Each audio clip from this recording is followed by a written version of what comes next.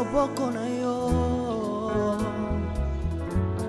naipa na yo mosantu yo monisanga loboko na yo zamba lolo yo azo sale loboko na yo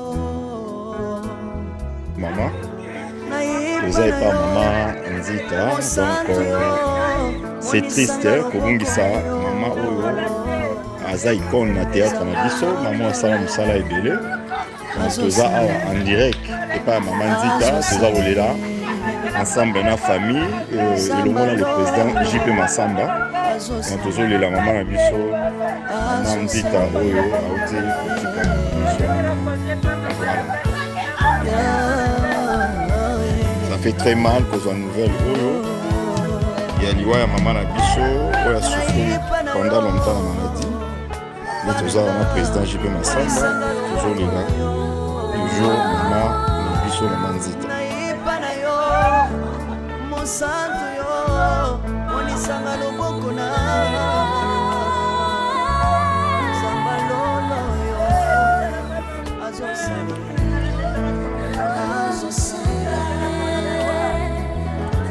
zamba kaba samba azo sale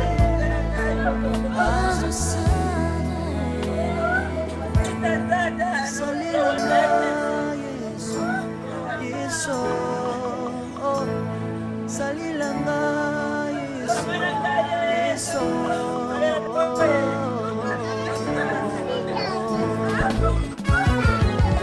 Alléluia. Yesu azana bomwe. Tomba mana Yesu. Komba mana. Tiro. Yesu na lingina tachana Yesu. Papa na lingina tachana. Kapena tato na mosamba lelo.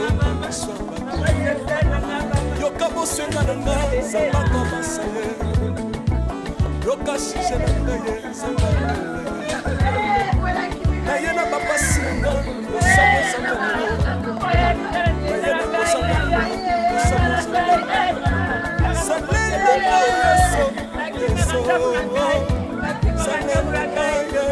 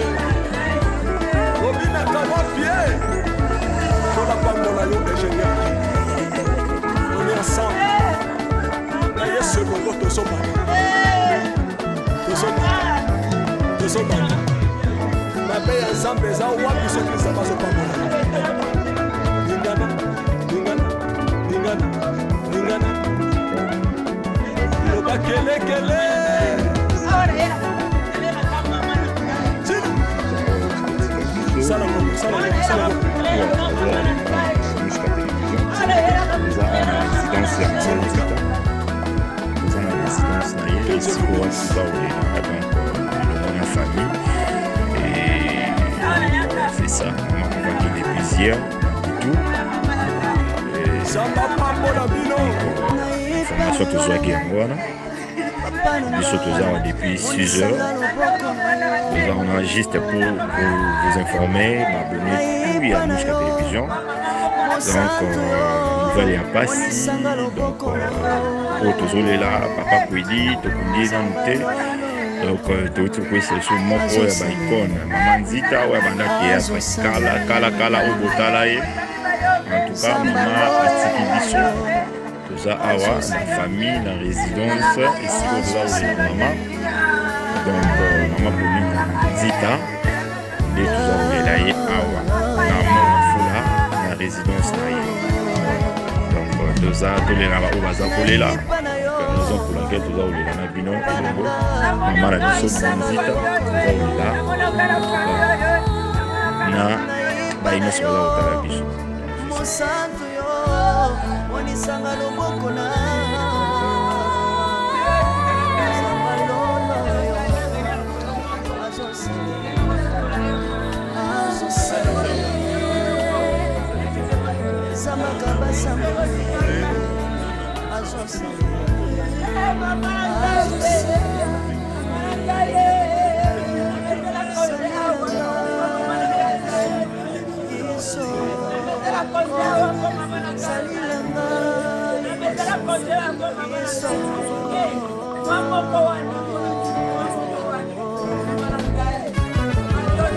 Alléluia.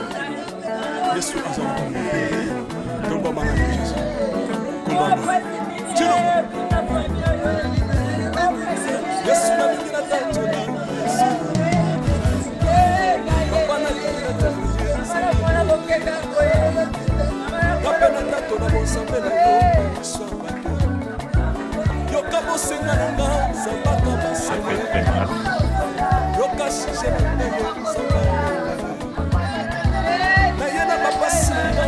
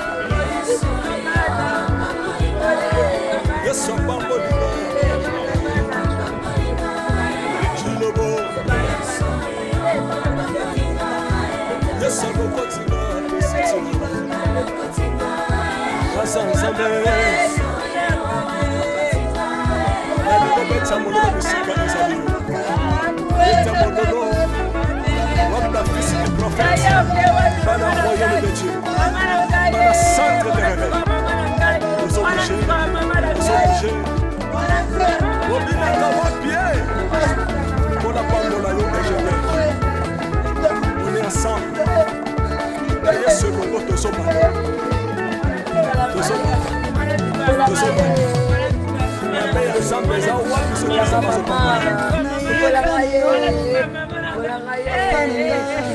monisanga loboko na yo nayepa na yo mosantu yo monisanga loboko na yo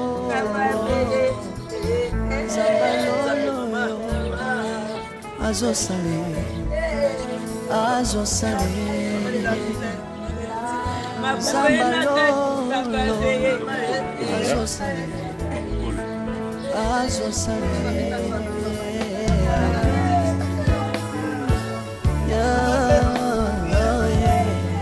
donc toujours continuer direct biso tozongela direct parce que toujours longo atokini mort esika kora ya mama nzita ezali donc pour continuer toujours pour scotcher branché dans notre télévision suite et direct tozongisa pour la intégralité mobimba bolanda ngo à notre télévision.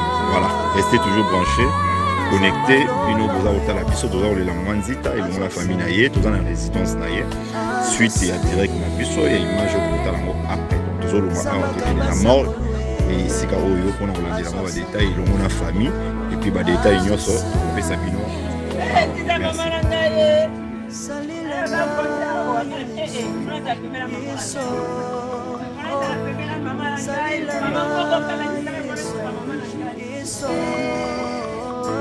Shalom, c'est prophète Moïse Makoma, ministère Ozana. Mingi balobaki ete Seigneur Jésus qui sasala kalisu sute nenge abandaki kosala kala. Yango ngai pe na ebisaki ba oyo ba tambola partout, ba luka ba délivrance, ba matana ba avion ba kenda partout, ba délivrance simbate boya et pas na Seigneur Jésus qui sende bokobika. Batuana pe ba yaki pe ba leki ba délivrance ba biki bino moko botala ba témoignage. Na bino na kati ya Irlande nazali na ba blocage ba porte tout ezaki fermé mais depuis na leki na délivrance na papa Moïse makambu tout efongwami na sombi dendaki ba pasi na nzoto esili changement ebele salami na ba aspect nyonso nzamba ozana azosala. Shalom shalom peuple de Dieu nga mama Jeannette en tout cas na belaki tension makasi na yo kota na YouTube na kota na Ozana pasteur Moïse abondel pona bandeko les mêmes jours na keipa docteur nanga atalinga tension sisili bilonyo zanda sanga palpitation sisili. Shalom peuple de Dieu, shalom mama Clémence na Paris na yiko témoigner moni na nzamba Ozana wa sai na bomo nanga nazali na problème mwana bane kolobate na bane kokeni na orthophoniste donc ba déclarer ki mwana comme handicapé à olobate na etango na yiko ba exemple papa Moïse alekisi mwana délivrance de l'homme na konoloba na yiko témoigner moni na nzamba ya bikamo wa sali na bomo nanga nazali na problème mukanda toi réponse na zaka ba régie na raison mo kozata na sens te na ko mo se sengo na mukanda na zuki musala donc on a témoigné na nzambe Ozana wa sai na bomo nanga tuka na nzambe na lobaki déjà awa ezali terminus bon s'abonner na papa Moïse prophète TV na YouTube dans la bino na moto puissante chez Dr Cathy Munga. Comment on a sœur Cathy Munga, nazali naturothérapeute, nazali kosura bandeko bazali na bokomi ndenge na ndenge au moyen de plantes naturelles. Bandeko bazana ba problème ya ba hémorroïdes interne tout comme externe, infection urinaire, prostate, azoospermie, obota ezalité, rhumatisme, nerf sciatique, gouttes, règles douloureuses, glaucome, vision floue, motupa si intense, sinusite. Awa nazana kati ya laboratoire. Awa nde bisika na séchaka ba plante, banzete, ba makasa ya ndenge na ndenge, depo nanga yango yo esika na salaka ba formi na ba solution nanga. Merci na équipe mobimba ya maison chez Cathy, en particulier Joyce Bolaba.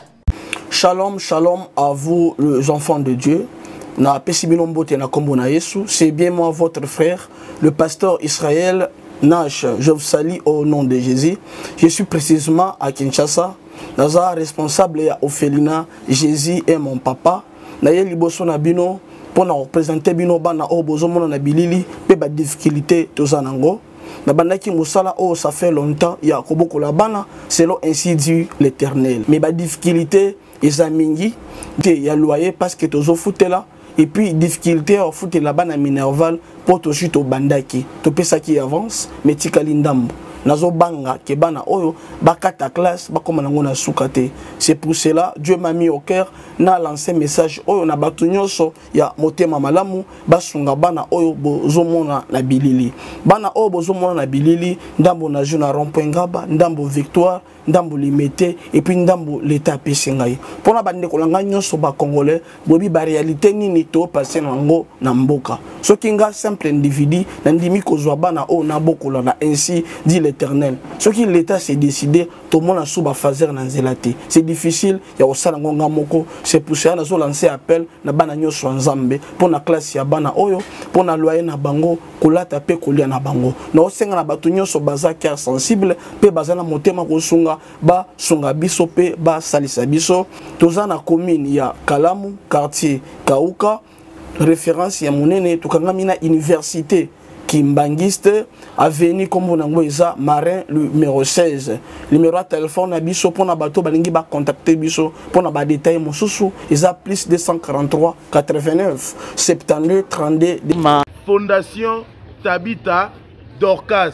Maman Mireille Maingi a lancé appel na mutu nyonso de bonne foi. Moto nyonso oya sungaka ba ofele nzambe akota likambu na ye.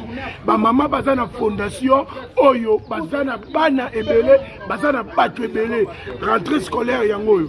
Bana ba ofele po batanga. Yo muto lingaka ba orphelin ba lia mbongo na yo. Ko gaspiller te. Contactez Fondation Mama Tabita Dorcas. À partir ya kubinga Maman Mireille, nde Maman Mireille moi quelque chose ake baka ndazo sunga bana nyonso bazana ba balabala, bazana banzela, benfirmier, bendicapé, buna nyonso tu kaka sana ko soutenir bossa makambu nyonso yo vana na harmonie. Fondation Tabita elisuli bosora bino. Kosenga lisungi na 1 euro na yo, na 1 dollar na yo na 1000 francs. Kosunga bitike, batanga bazana bonne santé. Bazwe loka kolia, bazwa tama ya komela, bazwa telamba kolata, bazwa na bonne éducation. Nzamba lobe senga kopese leke senga kuzwa. Tango zo kanisa babitike, eza ozo defisa nzambe. La Fondation Tabita Dorcas Espoir a le souci d'apporter le sourire à ces enfants démunis que la société a abandonné parce que les parents ne sont pas là. Fondation Tabita Dorcas ezo sunga bofele bana bitike ba fefe ezo sunga bofele bana bitike ba fefe Mama présidente Mireille Chubaye ya Jomas Masamba merci maman Oyo apesa ke papa ofele achaka nzambe musapi na lisu